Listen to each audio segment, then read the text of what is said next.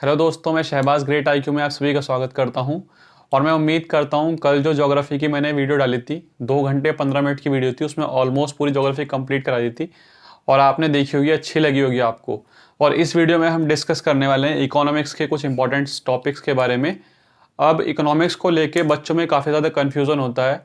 ये एक ऐसा सब्जेक्ट है जिसको आपको सिर्फ एक ही बार पढ़ना है, एक बार सिर्फ समझना है अच्छी तरीके से। अगर समझ आ गया तो सबसे इजी सब्जेक्ट आपका इकोनॉमिक्स है मार्क्स के लिए। ठीक है, एक ही बार पढ़ना है, कुछ रटना नहीं है, सिर्फ समझना है। डेली लाइफ की चीज़ें होती हैं, एक बार समझ में आ गया उसके बाद दोबारा पढ़ने की ज़रूरत भी नहीं पड़ेगी। बहुत ईजी होता है, मगर स्टूडेंट पढ़ते नहीं है इसलिए क्वेश्चन कर नहीं पाते, और क्वेश्चन भी बड़े ईजी आते हैं। ठीक है, अब एसएससी की जो इकोनॉमिक्स आती है और एनटीपीसी की जो इकोनॉमिक्स आती है, दोनों में डिफरेंस होता है थोड़ा सा। फिलहाल हमें एनटीपीसी और ग्रुप डी को टारगेट करना है, तो सिर्फ और सिर्फ इंडियन इकोनॉमी के बारे में पढ़ेंगे। हम मैक्रो माइक्रो के बारे में ज़्यादा नहीं जाएंगे यहाँ पे।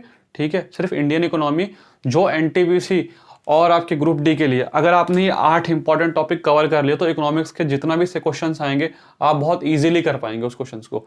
तो एक एक करके हम समझते हैं, फिर मैं ये भी बताऊंगा आपको कि इस पोर्शन को पूरा आपको कैसे कवर करना है। ठीक है, जिन स्टूडेंट्स ने इकोनॉमिक्स पढ़ी नहीं होती है, साइंस बैकग्राउंड के होते हैं, उनको मैं बताऊंगा कि कैसे कैसे कवर करना है, या फिर जिन्होंने बिल्कुल नहीं पढ़ी, जिनको डर लगता है, उनके लिए भी। ठीक है, सबसे पहले हमें नेशनल इनकम। अब नेशनल इनकम, राष्ट्रीय आय जो है, इंडिया के ऊपर चैप्टर है। अब इसमें क्या है कि नेशनल इनकम काफ़ी बड़ा चैप्टर है, मगर हमें पूरा नहीं पढ़ना होता। ये हर एक चैप्टर काफ़ी बड़े बड़े हैं। अब यहाँ थोड़ा स्मार्ट वर्क करना होगा और उसको शॉर्ट चीज़ें पढ़नी होंगी जो पेपर के पॉइंट ऑफ व्यू सबसे ज़्यादा इंपॉर्टेंट है। नेशनल इनकम में GDP at MP, GDP at FC, GDP क्या होता है, ठीक है, राष्ट्रीय आय क्या होता है, ठीक है, टेरिटरी के रेसिडेंट क्या होते हैं, सिटीजन क्या होते हैं, ठीक है, नागरिक क्या होते हैं आपके, और निवासी क्या होते हैं, इन सब चीज़ों के क्वेश्चन आते हैं। नॉर्मली इसमें बस ये आता है GDP at MP, GDP at MP क्या है, टैक्स माइनस कर देंगे तो क्या होगा, सब्सिडी ऐड कर देंगे तो क्या होगा, इस एमपी को, मार्केट प्राइस को अगर हमें फैक्टर कॉस्ट बनाना है, यहाँ पे एफसी करना है, तब इसमें क्या माइनस करना पड़ेगा, क्या ऐड करना पड़ेगा, डेप्रिसिएशन से क्या होता है, इसकी फुल फॉर्म क्या होती है। ठीक है, इस तरीके के पास क्वेश्चन आते हैं, बहुत ईजी क्वेश्चन होते हैं। ठीक है, ये नेशनल इनकम में से करने हैं आपको। उसके बाद आता है बजट। बजट में से क्या क्या पढ़ना है आपको। बजट में काफ़ी क्वेश्चन आ चुके हैं और बहुत चांस है आने के। ये बजट में नहीं आता कि बजट में क्या क्या पेश किया गया है। बजट में ये आता है आपका बजट के उद्देश्य क्या होते हैं, उद्देश्य कौन कौन से पॉइंट्स होते हैं, बजट कितने टाइप्स का होता है, आपको ये पता होना चाहिए। बजट डेफिसिट बजट होता है, सरप्लस बजट होता है, जीरो बजट होता है, इन सब के बारे में पता होना चाहिए। फिस्कल डेफिसिट, रेवेन्यू डेफिसिट, ठीक है, ये सब चीज़ें पता होनी चाहिए। हिंदी वाले घबराए ना, बजट में नॉर्मल सी चीज़ें होती हैं, प्राथमिक घाटा क्या होता है, बजट के उद्देश्य क्या होते हैं, ये सब चीज़ें होती हैं इसमें। ठीक है, उसके बाद पॉवर्टी और अनएम्प्लॉयमेंट।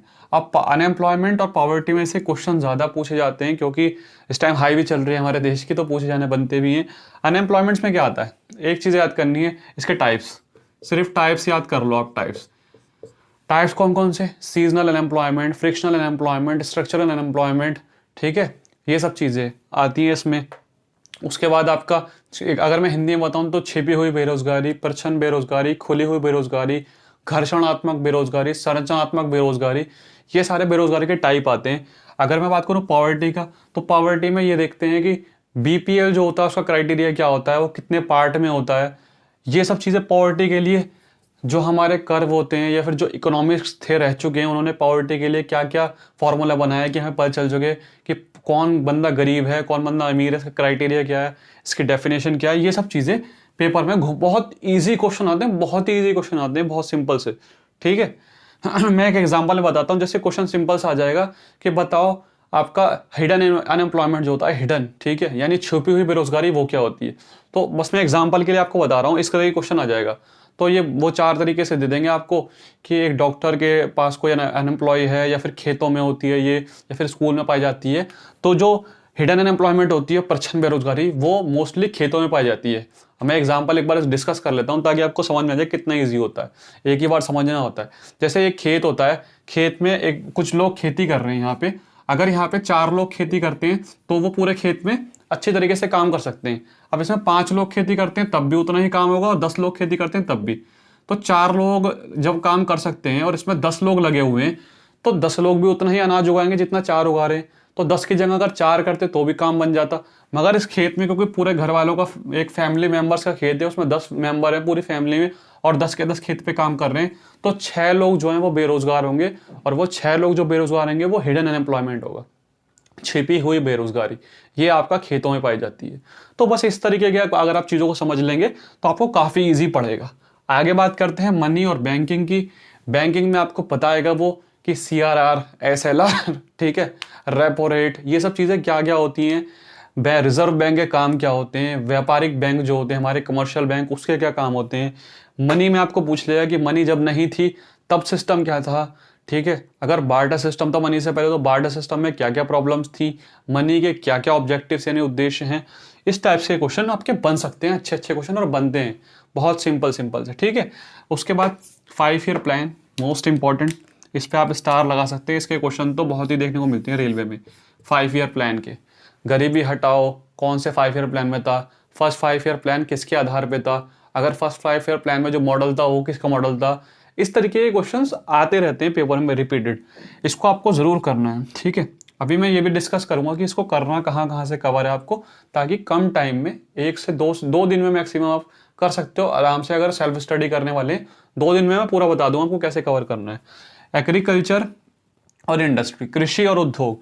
कृषि के बारे में थोड़ा सा हम डिस्कशन कर चुके हैं ज्योग्राफी वाले में, और इसको डीप में पढ़ना होता है यहाँ पर कि कितने % लोग लगे हुए हैं खेती में। जब हमारा देश आज़ाद नहीं हुआ था तब कृषि कैसी थी, हरित क्रांति के बाद कृषि में क्या चेंजेस आए, ये सब चीज़ें आती हैं, ठीक है। फिर इंडस्ट्रीज़ में जॉबलेस ग्रोथ क्या होती है, इंडस्ट्रीज़ कितने टाइप की होती है, क्या क्या योगदान है हमारे GDP में परसेंटेज के हिसाब से, ये सब चीज़ें। उसके बाद फिस्कल सिस्टम हमारा आता है, राजकोषीय नीति जो होती है हमारी भारतीय राजकोषीय नीति, इंडियन फिस्कल सिस्टम। इसमें राजकोषीय घाटा, फिस्कल डेफिसिट, रेवेन्यू डेफिसिट, ठीक है, जो फिस्कल पॉलिसीज होती हैं, टैक्स की पॉलिसीज जो होती हैं, टैक्स कितने टाइप का होता है, ये सारे क्वेश्चन आते हैं। और इसके बाद लास्ट में हमारा जो टॉपिक आता है फॉरेन ट्रेड। ये टॉपिक्स तो बहुत सारे हैं मगर ये मोस्ट इंपॉर्टेंट 8 टॉपिक्स हैं आपके, कि अगर आप इसको कवर कर लेंगे तो इकोनॉमिक्स के किसी भी क्वेश्चन को NTPC और ग्रुप डी में आराम से टैकल कर लेंगे, आपको कोई परेशानी नहीं पड़ेगी उसमें, ठीक है। फॉरेन ट्रेड आता है कि फॉरेन ट्रेड यानी विदेश में जो व्यापार होता है, फॉरेन ट्रेड वो किस हिसाब से होता है, FDI जो होती है वो कितना होना चाहिए, कितनी होती है, फुल फॉर्म्स क्या होती हैं इसकी, फॉरेन ट्रेड में हम किस तरीके से अपने बैलेंस को नापते हैं, हमारी जो करेंसी होती है उसको नापने के क्या क्या मेथड होते हैं। बहुत सिंपल से क्वेश्चन 1 लाइनर आते हैं, पढ़ी नहीं होती है और इसको छोड़ देते हैं बच्चे, इसलिए वो क्वेश्चन एग्जाम में बड़े टफ लगते हैं। नहीं तो अगर हिडन अनएम्प्लॉयमेंट वाला जो छिपी हुई बेरोजगारी का, अब आप कभी गलत नहीं करेंगे क्योंकि एक बार समझ लिया। इकोनॉमिक्स का सबसे बड़ा एडवांटेज यही है कि बस एक ही बार समझना होता है, और सबसे बड़ा डिसएडवांटेज ये रहता है कि जब कोई पढ़ेगा नहीं तो फिर डिसएडवांटेज ही है उसके लिए, तो ठीक है। तो अब आपको कवर कैसे करना है ये समझ लो। ये 5 ईयर प्लान जो है आपकी बुक में दे रखा होगा, ल्यूसेंट में, मनोहर पांडे जो भी लेते हैं आप, उसमें 5 ईयर प्लान वहां से कवर कर सकते हैं, ठीक है। अब अगर पॉसिबल है, अगर ये इजी मेथड है थोड़ा सा, ठीक है, डिफिकल्ट लगता है मगर मेथड यही वाला इजी है। अगर आपके पास पॉसिबल है तो आप 12th क्लास की एक बुक आती है इंडियन इकोनॉमी की, 12th क्लास की एक बुक है इंडियन इकोनॉमी, बहुत सिंपल लैंग्वेज में उसमें लिखा हुआ है, बहुत ही सिंपल। 12th क्लास की इंडियन इकोनॉमी की बुक और 11th क्लास की एक माइक्रो की बुक, बस ये 2 बुक से ये चैप्टर आपको मिल जाएंगे, पूरे चैप्टर, ठीक है। ऐसा नहीं है कि पूरा, ऐसे चैप्टर मिल जाएंगे आपको, बजट का एक चैप्टर, नेशनल मिनिमम चैप्टर, ठीक है। तो 5 से 6 चैप्टर हैं टोटल, 3 चैप्टर उस बुक में से, पूरी बुक में तो 10-12 चैप्टर है मगर आपको 3 करने हैं बस, ठीक है। और 3 दूसरी बुक से करने हैं आपको, माइक्रो से, यानी व्यष्टि से, और भारतीय अर्थव्यवस्था की जो बुक आती है 11th और 12th की अलग अलग बुक है, उसमें आप इजीली कर सकते हैं। अगर जो स्टूडेंट्स के पास बैकग्राउंड है, जिसको समझ आती है इकोनॉमिक्स, वो खुद सेल्फ स्टडी कर सकते हैं। अगर इकोनॉमिक्स को पढ़ने में किसी को प्रॉब्लम आती है और किसी को लगता है कि उसे थोड़ी हेल्प की ज़रूरत है, तो आप मुझे कमेंट कर सकते हैं, मैं इकोनॉमिक्स की एक ऐसी वीडियो बना दूंगा, मास्टर क्लास, जैसी मैंने ज्योग्राफी की बनाई थी। मैं थोड़ा स्पीड में कराता हूँ सिर्फ इसलिए ताकि आप लोगों का टाइम बच जाए और आपका आउटपुट ज़्यादा आ जाए। मैं आपके ही टाइम बचाने के लिए थोड़ा स्पीड में कराता हूँ ताकि चीज़ें जल्दी हो जाए। नहीं तो जो 2 घंटे क्लास थी वो 4 घंटे की भी हो सकती थी अगर मैं थोड़ा स्लो कराता, मगर मैंने आपके टाइम को बचाने के लिए ही उसको थोड़ा फास्ट रखा था ताकि टाइम आपका कंज्यूम ना हो और ज़्यादा से ज़्यादा आउटपुट आ सके। तो जिस भी स्टूडेंट्स को इसमें प्रॉब्लम होती है, ये है आपके मेन इंपॉर्टेंट टॉपिक। अगर कोई सेल्फ स्टडी करना चाहता है स्टूडेंट तो वो इन टॉपिक्स को पढ़ सकता है, कम से कम इसको पढ़ के जाएगा, आराम से वो इकोनॉमिक्स को टैकल कर लेगा। अब वो स्टूडेंट जिनको ये टॉपिक समझ नहीं आते बुक से, तो वो मुझे कमेंट कर सकते हैं नीचे कमेंट सेक्शन में, उसके लिए मैं एक पूरी मास्टर क्लास बना दूंगा, 2-2.5 घंटे 3 घंटे के जितने की भी लगेगी। ये सारे 8 के 8 टॉपिक मैं एक वीडियो में कवर करा दूंगा, एक ही वीडियो में। तो जितने ज़्यादा कमेंट्स आएंगे फिर मैं उस हिसाब से इसको वीडियो जल्दी से जल्दी लाने की कोशिश करूंगा आपके पास, ठीक है। अगर जो स्टूडेंट्स इस चैनल से अभी अभी जुड़े हैं वो हमारे चैनल को सब्सक्राइब कर सकते हैं। प्रीवियस जो वीडियोज़ हैं वो वीडियो की लिस्ट में आप चेक कर सकते हैं, काफ़ी इंपॉर्टेंट वीडियो ऑलरेडी अपलोडेड हैं, वो आपको काफ़ी बेनिफिट रहेंगी। इस वीडियो को अगर अच्छी लगती है लाइक कर सकते हैं, शेयर कर सकते हैं, जितने ग्रुप में कर सकते हैं, ताकि और स्टूडेंट का भी फायदा हो सके। तो मिलते हैं अपनी नेक्स्ट वीडियो में, तब तक के लिए bye, all the best, take care.